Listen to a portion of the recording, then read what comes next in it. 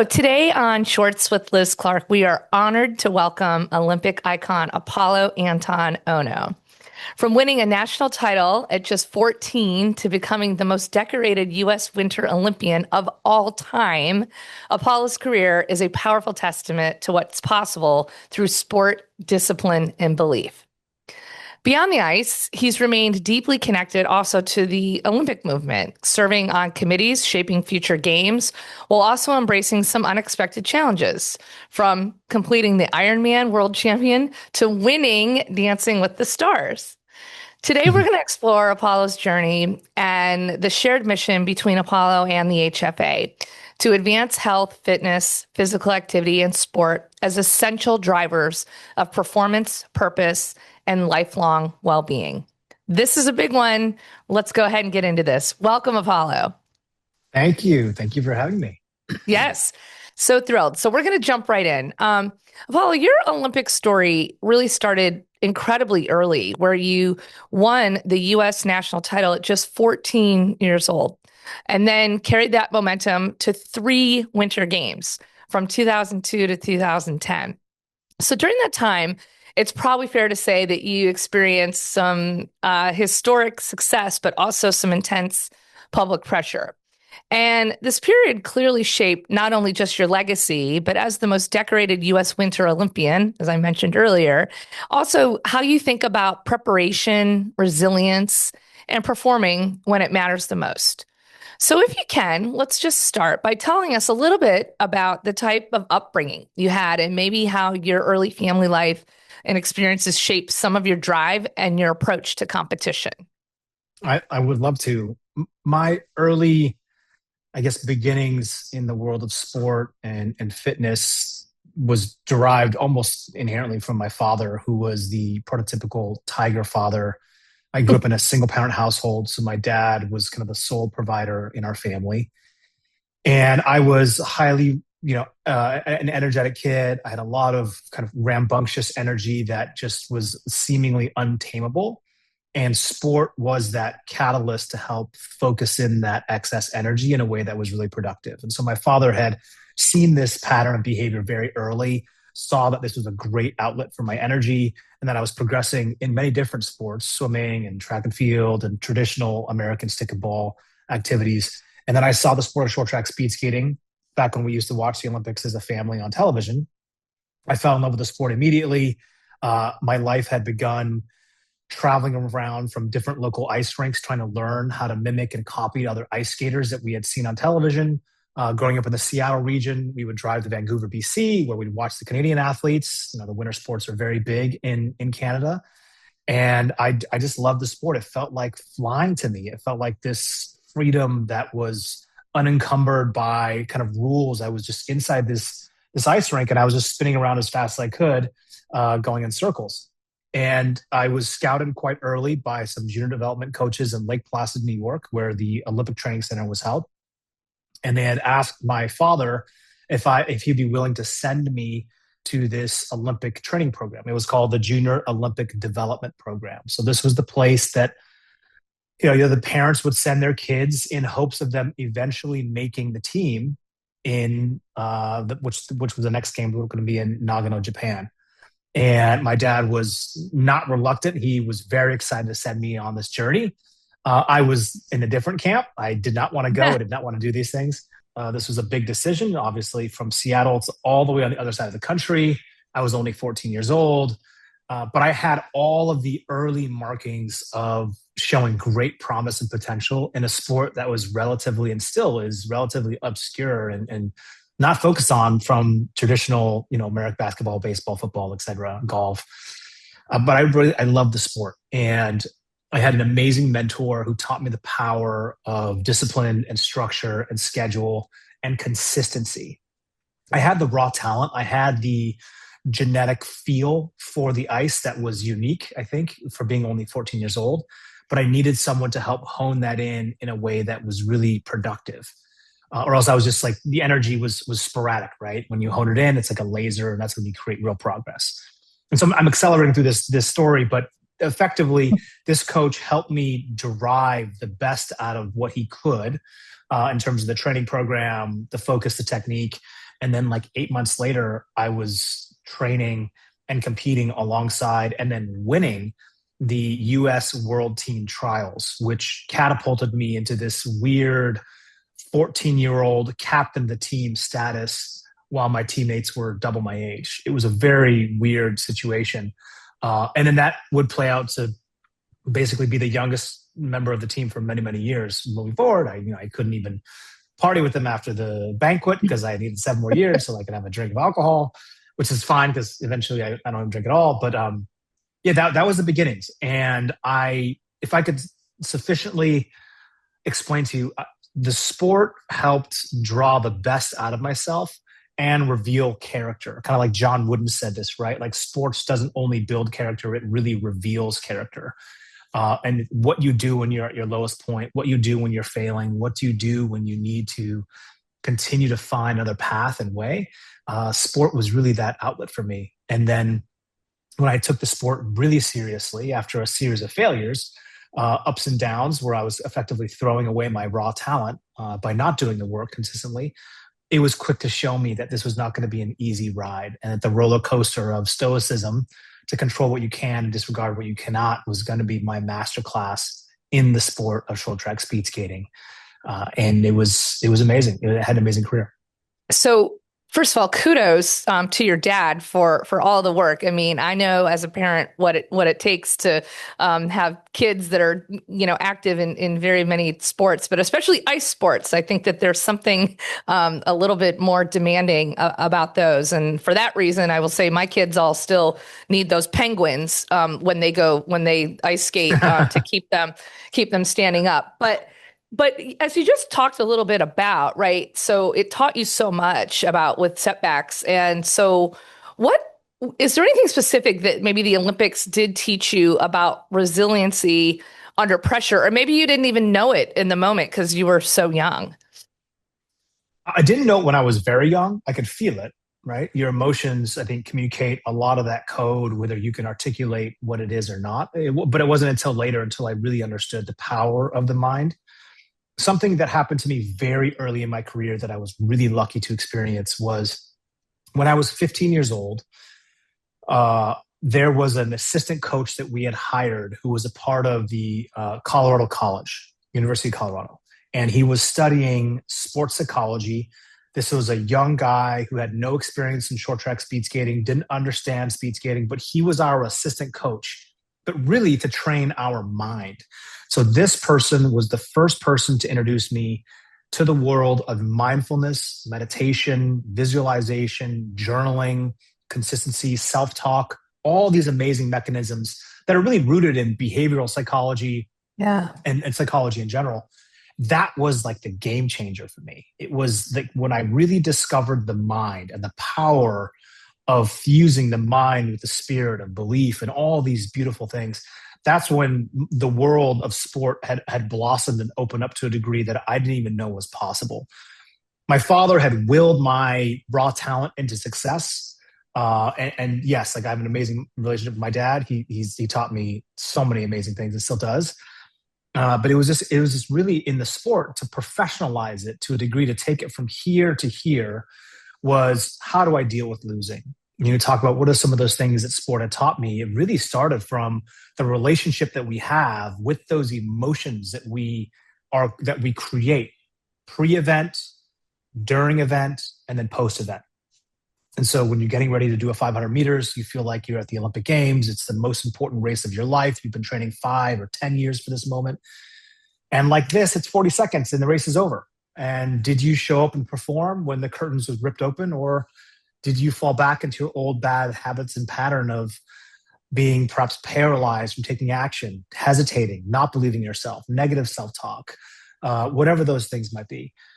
And so that's what sport was. It was a masterclass in learning how to deal with the psychological battle in between my own 2 years. And then now I'm retired. I'm retired for so many years now. 2010 was my last Olympic race.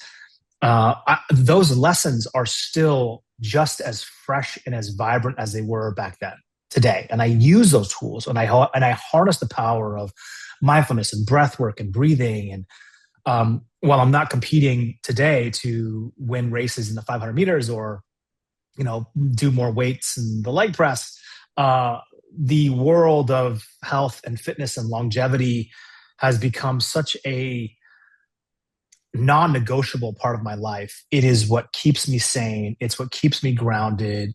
What reminds me to push myself. It's all these beautiful things, right? And so yeah, I had a friend ask me the other day, Liz, and they said, Apollo, you must be so dedicated to get up and work out and train all the time. And I says, and I was thinking about it, and he's like, you must have such amazing willpower. And I was like, I don't actually know if that's true. It's so second nature for me.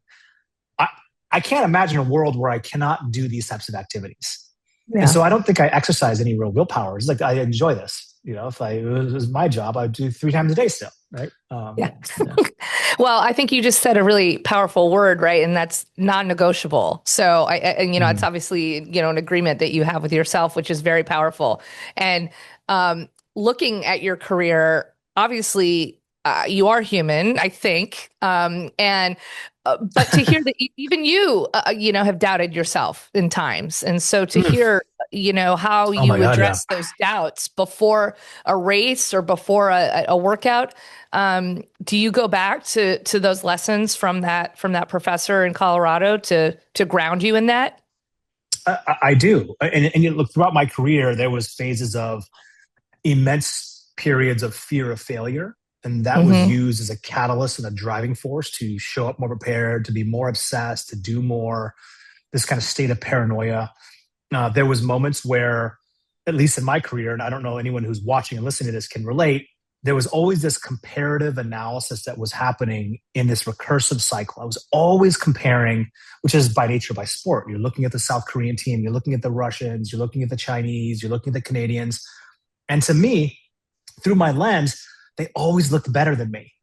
They always skated better. And so but when you get in this mode of like, oh my gosh, their technique is so good. They make it look so easy. They're so much better than I wish I could. You're basically conceding to something that you can actually not even control. And you're playing the wrong game. There's nothing wrong, I think, with analytical review, understanding where and how you can match yourself up, because it is a competition. You need to understand what these competitors look like. But at some point, you got to play your own game. And you got to play your own deck of cards. You were dealt this deck of cards, and you need to understand what can you do to give yourself the best possible chance of success. So even today, when back then it was very sports specific. Today, it's a little bit of a different game, right? I'm really not about these acute moments of performance. The 2026, got a fresh new year. People are hungry. They're excited. They're developing new habits. They're trying to re-engage. Gym memberships are packed, right? There's a new year, new me mentality. And by March and February, 96% of these things have fallen to the wayside. And it's not because of a lack of willpower. I think it's mainly because there's a lack of systems that were structured in a way that you can fall back upon when the allure and the excitement and the hype has worn off. Your dopamine is now depleted. Your serotonin is back down to baseline. You're in your normal routine of work and life and stress and traffic and all your stuff. And now getting up and doing those goals is and feels mundane. It's less sexy. The systems is the structure that keeps you going no matter what you feel like. Those are the things you rely upon, just like in the Olympic path. And I give that example. I give that example, Liz, because at the beginning of every 4-year cycle for an Olympic Games, in year 1, when you're 4 years out from Olympics, all of the team makes the same goals. They want to make an Olympic team. They want to win a medal. They're hungry. They're fresh. They're excited. They're angry. They're bitter. They're sad about what happened last year, and they're going to change it for this year. And by year 2, that you don't feel that same level of intensity. And that's a normal human process. And so again, I always push people to be like, yes, willpower is important, grit, resilience, drive, these things you have, but you need to have a plan B for when that stuff is tapped out, right? And that system and structure is the kind of framework to help you do that when it's not as exciting. That's so powerful. And I think it's obviously something that you've taken beyond the Olympics, right? So you mentioned your last Olympics was in 2010 in Vancouver, and then you made this crazy pivot to Dancing with the Stars and learning a totally new craft, performing live, and ultimately winning this season, which is incredible. So what I love about this is that what a powerful example that is of reinvention and what it really looks like to almost become a beginner again, right? And maybe that's how you felt, but reaching the top of your sport. So, my question is that so when you moved from maybe the short track, where you're really on your own, and then you go to a dance partnership, that's a huge shift. And were there hardest parts about this to learning to move and sync with someone else, since that maybe isn't the memory that you created through your sport, through your career? Dancing with the Stars, and I was just on the show again not too long ago, was a like crash course in the entertainment world. Like no longer, it just was so different. I mean, no longer could I just race around on the ice and be judged by my results. It really was all about like playing with the camera and doing the whole, it's a reality show, right? So there's a lot of like acting, A lot of sequins, a lot of sequins, a lot of sequins and Cuban heels. Yep. But I love the show. The show was amazing. I had a lot of fun. I think what the reason why athletes do so well in the show is like they're coachable, they're willing to put in the work, and they're competitive, right? That's a pretty powerful combination. And they're pretty in tune with their bodies. So rhythm, pattern, the gymnasts and the figure skaters do very well on the show because I think they dance and they do their routines to choreography. It was an amazing experience. But the pivot was really, people may think that was a hard pivot. Like the hard pivot for me was later when I needed to figure out what are the tools and skill sets that I have that I'm passionate about that I can adhere to the next path and phase of my life. I'm not getting paid to go in circles wearing spandex. Like that life is over.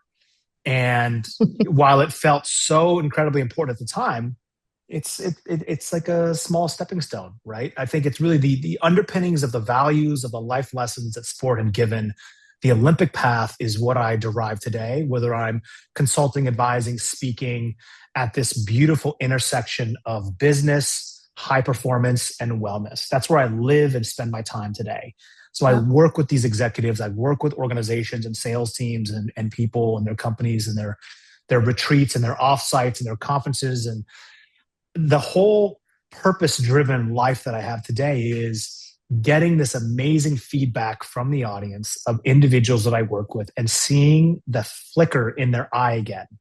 This like belief system of they can do more. And they remember the inner power they have. They remember about this ability to go from reaction to response, to go from I can't into I can, or it's not ready yet, but it will be.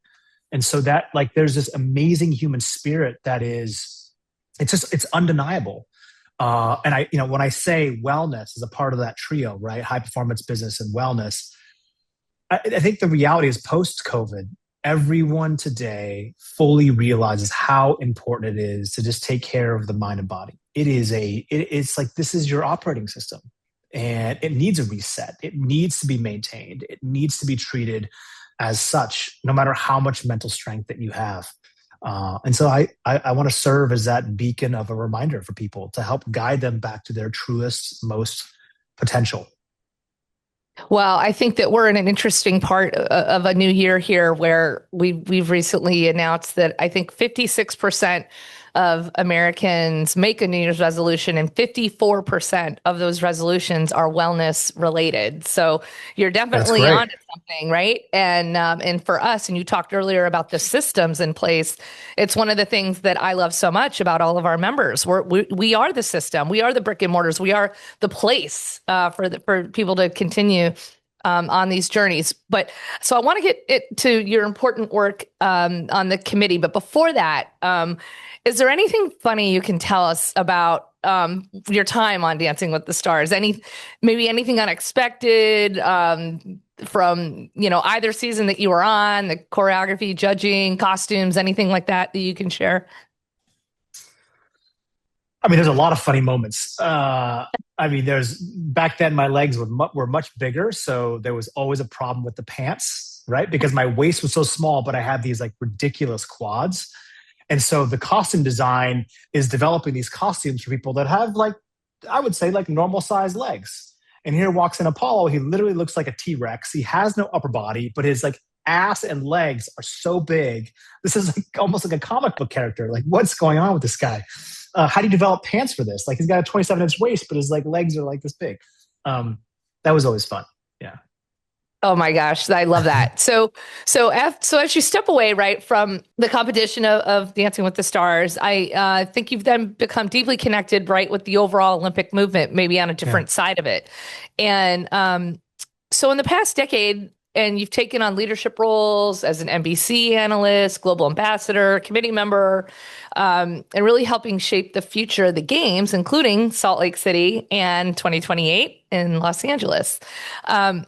So your focus has shifted, right, from competing to stewarding sport as a force of inspiration, physical activity, and national impact that we just talked about.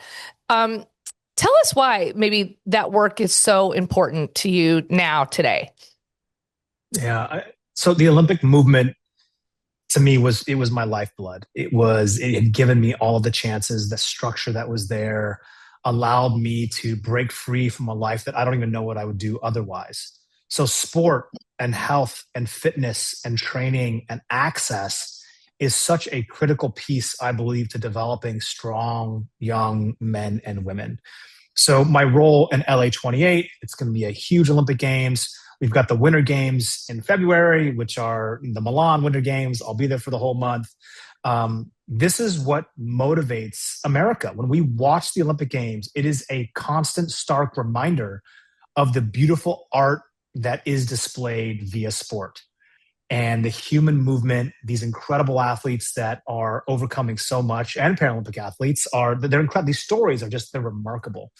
So to me, it is quasi part making sure the legacy of the Olympics can continue on in this country, but it's also about highlighting what I consider to be part of these amazing heroes, those athletes that are performing in the Paralympic Games, the athletes that are performing in the Olympic Games. These are just stories that should be told, the human interest things that are really powerful. You know, my role for the 2034 Olympic Games in Salt Lake City is it's a homage to coming back to my first Olympic Games. My first Olympic Games was in 2002. I will be a much different person in 2034 than I was at those early stage games, but there will be millions of young kids watching those Olympic Games. And I really want them to be displayed in the way that they should be, which is the epitome and the pinnacle of athletic achievement, the ability to garner the spirit and the unification of our country, at least for that 2-week period, is really important. And then it trickles down, right? All the technologies, Liz, that we use when I was training for the Olympic Games back in the late 90s, we're seeing these things talked about today, whether it's supplementation, right? Creatine has been all the rage, right? We were using that in 1996 and 1997. Cold plunge. Cold plunge, sauna, breath work, Yeah. meditation, like all these amazing modalities, heart rate monitors, zone 2, HIIT, the Norwegian 4x4s, the Tabata, all this stuff. We were like, it was like second nature. And so I think it is like, think of the Olympics and professional sports almost as if like F1, like no one's driving their F1 car, like going to work, but we eventually get trickle down related technologies that we can encompass into the everyday life. And it's happening so fast now that I think, for example, if we see a new technology or modality or something that an athlete is doing in Milan or in LA 28, because of the internet, we get that right away. And then people are like, on Amazon buying that supplement, or they're trying to find their nearest course or training program or trainer. I'm like, I got to do this. And there's nothing for me that makes it more happy when I go in to see like a fitness class and I see someone, okay, we're going to do the Apolo Ohnos now. And the people are like jumping from side to side. And I'm like walking by, like kind of looking in. I'm like, I wonder if anyone in there knows that I'm outside watching them do these skating exercises. It's like, this is amazing.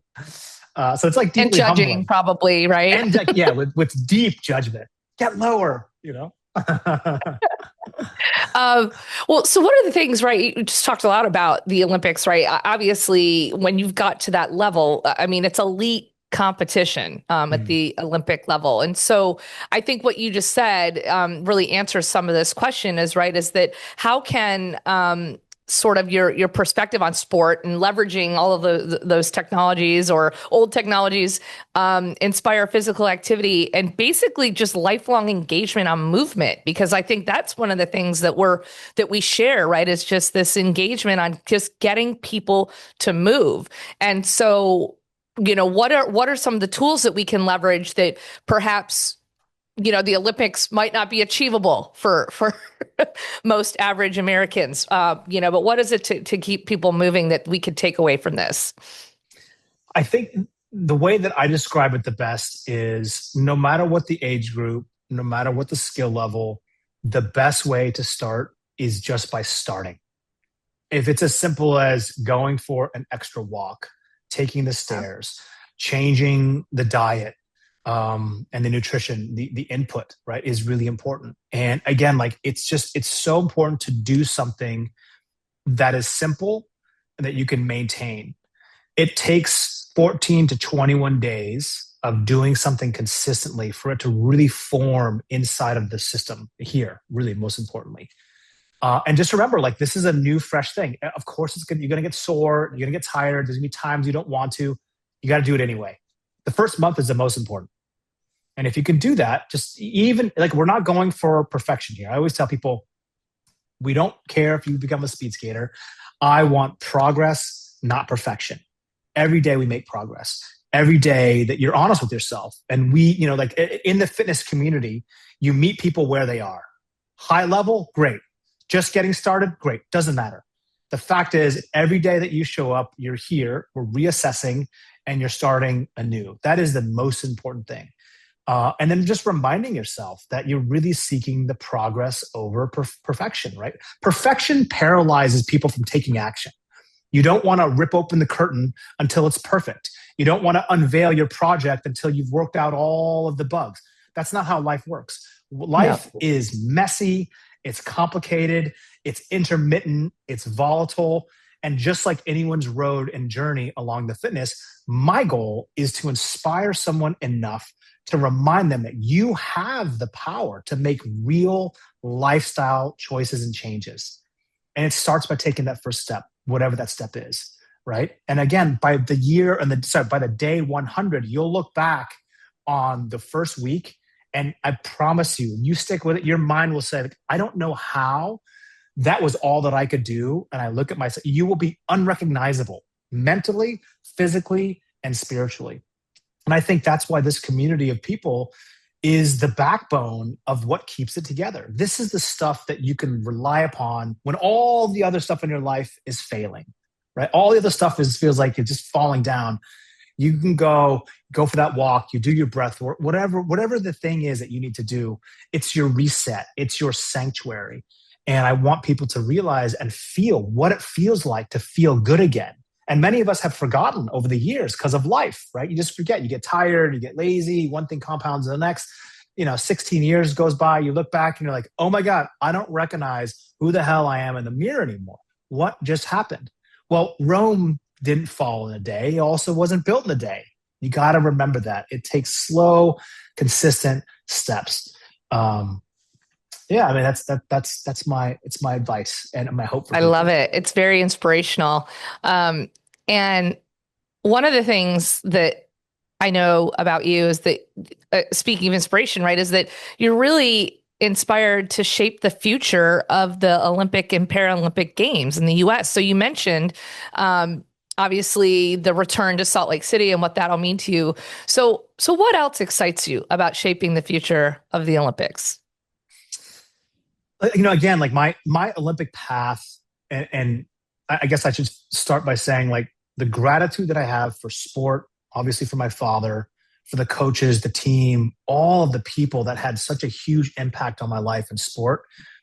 I could have never made an Olympic team. I would have never joined the team or won a medal without having each one of those people have their input in relation. And the way that the world is changing, the speed of social media usage, the changes of I feel like the human eyeball as a young child is changing in terms of development because kids are using their phones so much. They're not outside training the eyeball as much, the distance from where things are, the colors. So we as a species need to maintain that we are designed to move. We are designed to be active. We are designed to have an elevated heart rate throughout the day. It's a form of our detoxification, everything. And to me, it starts at the Olympic path and the Olympic level. I deeply want the home games in LA 28 to be a dominating American dominated Olympic Games. Same thing with 2034. The home of Salt Lake City, my first Olympic Games, and Park City. I want that to be the case. And now we have this immense ability to talk about the Paralympic Games. And for those athletes, or for those people who don't know and are not familiar, these Paralympic athletes are like, they're incredible. And what they can do on the mountain, what they do, whether it's wheelchair basketball or curling, whatever it is, all the sports that we do as able-bodied people, the stories of triumph, the stories of consistency, the stories of competitiveness, the athleticism that is required to do their sports in the Paralympics. My prediction is that the Paralympics will be equal or bigger to the able-bodied athletes by 2034. I mean, it is really, it's astonishing to see what these athletes can do. And again, that's my goal, is like remind, inspire, motivate, and then give those tactical toolkits to help people feel their best, perform their best, and just live their best. Yeah. And just overcome, right? You talk about how hard it is to be an elite athlete and then to face such adversity. Yeah, I think you're right. You're onto something totally incredible. And you've talked about this in some of your books, right? We've got Hard Pivot, Embrace Change, Find Purpose, Show Up Fully, and Zero Regrets, Be Greater Than Yesterday. They all explore themes of purpose, resilience, and growth that we just talked about. So I'd love to hear how reflecting on your journey through maybe writing has shaped some of your perspective on this. Like, how long does it take to write a book? It took me a long time. Yeah. I'm not the most fluid of writers. I think everyone has their own skill sets. Writing for me helps me sharpen my crazy OCD and ADD mind that is like fragmented. And so when I look at my writing, it's never I write a lot on LinkedIn. We're developing a newsletter to talk about all these things as well, kind of share some of the insights and things I'm experimenting with in the health and fitness world, supplements I'm taking, the training that I'm doing, the mindset stuff, what I'm listening to. But writing has been a way for me to sharpen my thoughts, to deliver clarity. And most of the things that I write about on LinkedIn really is harnessing the power of both lived experience and then translating that and transmuting it into a world of business and everyday life, about what is the lesson that we can derive from this. This happened on the team, or this happened in this competition, or what are you facing today, or what is the goal? What is the world feeling right now? What is the energy feeling like in 2026? And how do we create something that is more human? How do we create something that's more tactical and tangible and actually makes an impact for me? So that's what writing has done. The Zero Regrets, Be Greater Than Yesterday book was a very different book than it was the one that I had just written, Hard Pivot. Hard Pivot was really kind of around this idea that we will face these moments of our life where every 7 to 9 years, there's this like shedding of the old self as we enter into a fresh new cycle of the new self. And this new cycle, for me, and people all pay attention to different things, whether you're astrology, numerology, whatever. For me, when I talk about these hard pivots, it's either by force, by choice, by some circumstance that you can't control, some devastating loss. But you will face a time where you have to do a hard pivot. And it's a decisive moment where what used to work no longer serves you. And it's scary because that was your blueprint for success. When you rely upon something that for so long had given you the guardrails of support, and now those guardrails are flat, you're the own governor of your own speed limit, right? And so now you have to determine, well, I need to make a hard pivot or I'm going to go crashing into the pads. And that was the reason why I wrote Hard Pivot. It was coming out of COVID. A lot of people were questioning, I think, their existence and like what was important and their importance of work and career. And I think, again, this is a reminder that, that the human memory is deeply embedded, but we also forget really fast. And so this is a goal to help refresh people in a way that say, like, hey, if you're facing a change, if what used to serve you no longer serves you today, it's time to move on and create a new path. Well, I don't want to give away too much of a spoiler alert, but you have what I kind of refer to as maybe the 5 Gs in there, right? And it's about gratitude, giving, grit, gearing up, and just going. And so that message is so powerful, and we really greatly appreciate it. So, in kind of closing here, when we're looking at leaders and other professionals that are sort of listening to this today, I think, in closing, what would be maybe some of the one lesson in sport that maybe most directly applies to navigating these changes that you just talked about, and translating that to performance in everyday life?